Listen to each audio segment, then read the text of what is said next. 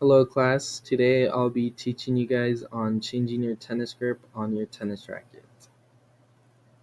So what is needed to change your tennis grip on your tennis racket is get a tennis grip from your local store, which can be your local sporting goods store, which can be Big Five or Dick's Sporting Goods. And you could also get them from Walmart and Target, and they are fairly cheap, I would say, but it really depends on which grip you buy. I think that Golden Set and Wilson tend to be a bit more expensive just because they're the better brand and they tend to last longer, but you can also get the head grip or gamma grip.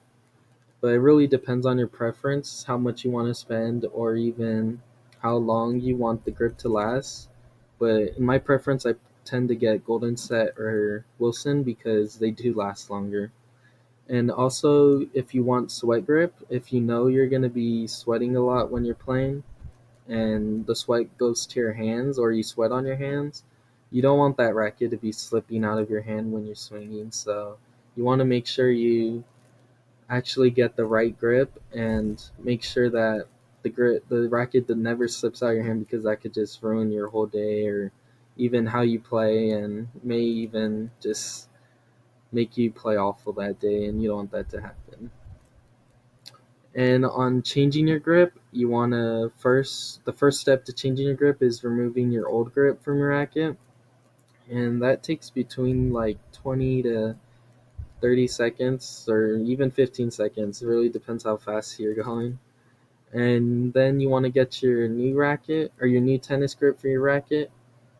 And there is little indent lines on the racket which you want to follow like a path when you're putting on your tennis grip on your racket, and you want to make sure you follow it nice and straight because if you do go overlap on each line, it can tend to not reach the top of the racket and your grip will all be a clumped up ball on the bottom, and you don't want that to happen.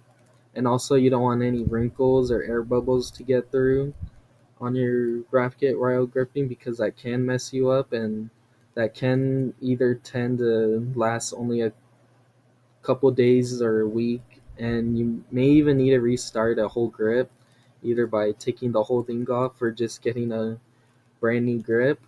And also, people do tend to overgrip their rackets, which means that they get one grip and grip the racket, and then they get another grip and grip another racket just because, or grip the same racket, just because it is a preference and it does give them the better grip on the racket when they're swinging because they like the thicker rackets, if you want to say it like that.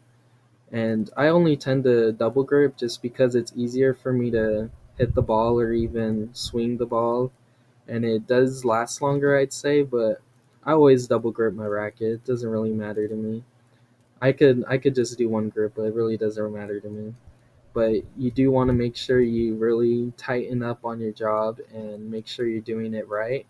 And always, there's always YouTube videos that may take it more in depth and actually show you hand to hand on how to do the tennis racket. But overall, you just need to really follow those lines on the racket and make sure you're gripping your racket really tight, and that's the best way to do it.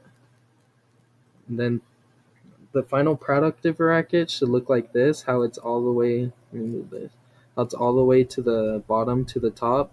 Sometimes on your first time you may stop like right here just because you did overlap right here, and you don't want that to happen because I've done that my first couple times. It does take practice, but you'll get it over on your third or fourth try, guarantee. Even your second try if you're really good at learning fast.